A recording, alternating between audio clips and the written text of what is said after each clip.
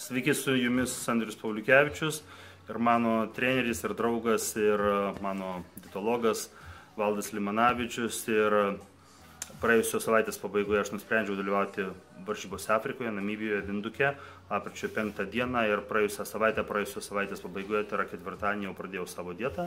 Pradėjau dietą sverdamas 103,7 kg, ir tai buvo svoris, kuris buvo ryte tuščiu skrandžiu, dar nieko nevalgius. Ir dar per savaitę, laikydamasis dietos, kurią man Valdas padėjo sudaryti, tai yra keto dieta, kurios pagrindinis principas yra tas, kad valgau daug baltymų, ir baltymų yra apie 350, gal ir daugiau, iki 400 gramų per dieną, ir apie 100 gramų angliavandenių, tai yra 100 gramų riebalų.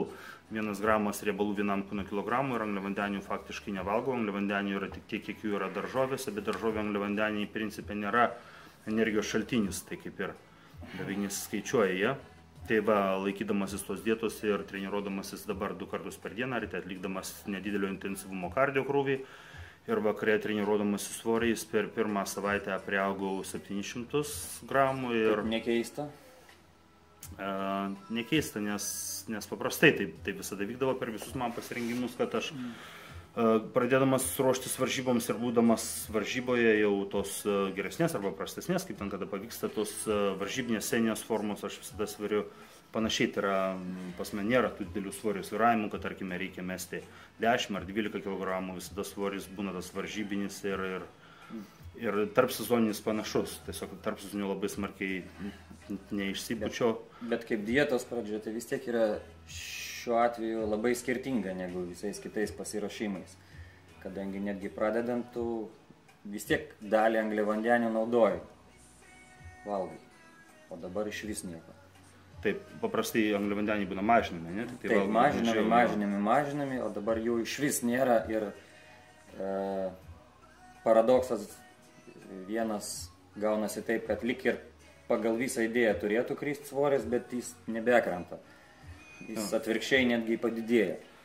Pirmomis dietos dienomis, tai pirmas 3 paras būna toks dalykas, kad kai nevalgai angliavandenių, tada organizmas išeikvoja jų atsargas esančias raumenyse ir kepenyse. Tas glikogeno atsargas, glikogenas tai yra sukaupti angliavandeniai raumenyse ir kepenyse, ir tuo metu tada atrodai toks plokščias, riebalai dar nesudegė, orumo pasidaro plokščias, ir tau atrodo, kad po pirmų kelių dienų atrodai blogiau. Taip. Tai yra, kad dieta veikia atvirkščiai, bet tą reikia atkentėti, ir po to, kai pradeda, kai kūnas persijungia į riebalus kaip pagrindinį energijos šaltinį, sukauptus riebalus, tada jau jie pradeda degti, tada raumenys po truputį darosi ryškesni, ir tada atrodo, kad tarsi ir šiek tiek labiau, kad ir pilnesni. Ir dabar tada aš pradėdamas dietą padariau kelias nuotraukas, kelių pozų nuotraukas, ir tada po savaitės dietos vėl padariau naujas nuotraukas, ir tada mes dabar keisime kadrą, ir tada tą pirmos savaitės darbą mūsų aptarsime. Gerai? Žiūrėdami tas žvalgėlę padarysim tokią.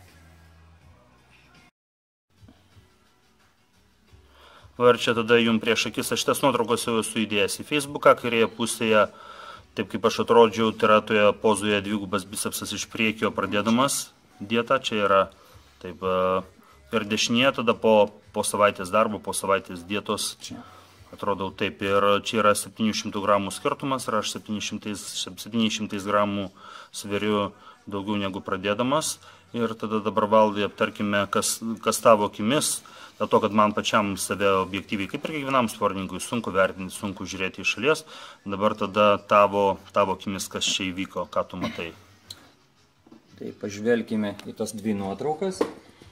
Ir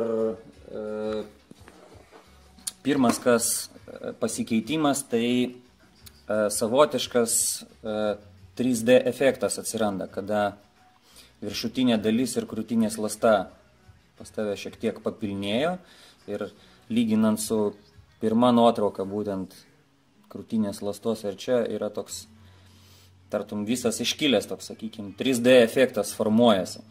Toliau akivaizdžiai matome kojų skirtumą. Jau po pirmos savaitės atsiranda tikrai didesnis gilumas raumenyse kojų, ypač viršutinė dalis labai gerai išsiskiria, kur, sakykime, prieš savaitę jos net nesimatė, o dabar štai šita, kas yra labai daugumai žmonių sunku pradirbti tas vietas. Man paprastai dabar pastarosius keletą metų visada tai būna, kad pirmiausia pradeda ruoštis kojose tas skirtumas pasimato. Taip, jeigu žiūrėti į sportininkus, kas daro profesionaliau ir sportuoja, tai, sakykime, augant masiai ir keičiasi tas proporcijos tarp kūno. Reiškia, kartais padidėjus masiai atvirkščiai kojos pradeda greičiau įgauti reljefiškumą, o viršus jau sunkiau. O sveriant mažiau svorio, dažniausiai būna taip iki 90 kg, kas sveria, tai gaunasi atvirkščiai, kad viršus jau būna sausas, o apačia dar ilgai atsilieka. Man taip iš tiesų konkrečiai taip ir tiksliai taip ir būdavo pačioje ties karjeros pradžioje, kai lengvesnis buvau. Kaip aš kažkada sakiau tau irgi, kad kai pradės augti masė, padidės, bus atvirkščiai.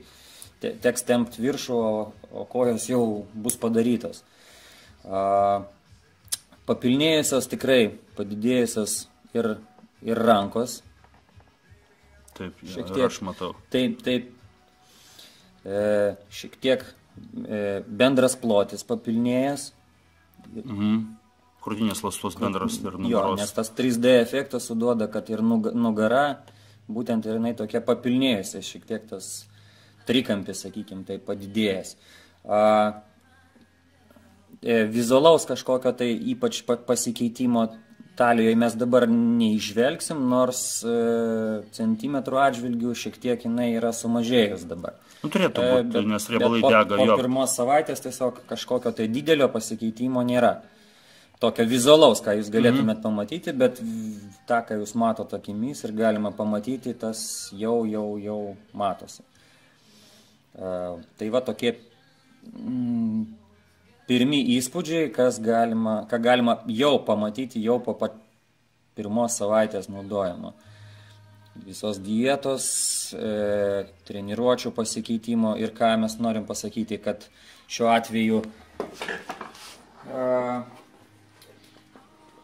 kadangi Andrius davė tokią ekstremalią užduotį, kai tau reikia pasiruošti tiesiog per 2 mėnesius.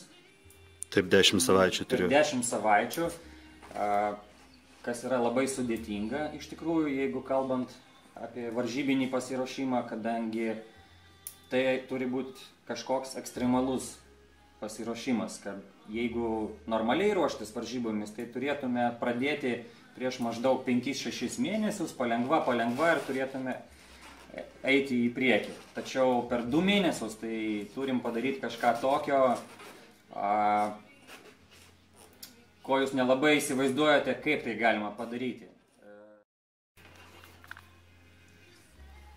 Norėčiau paminėti momentą, kad šiame pasiruošime pas Andrių bus visiškai kardinalūs pasikeitimai. Tai yra visiškai kardinaliai pakitusi dieta, to, ką Andrius nedarė anksčiau, arba tai buvo daroma tik tai labai trumpą laikotarpį, ten tarp savaitės 10 dienų.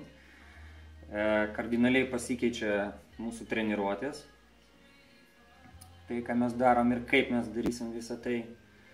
Na ir visas bendras kompleksas, sujungtas į visos dienos visą balansą.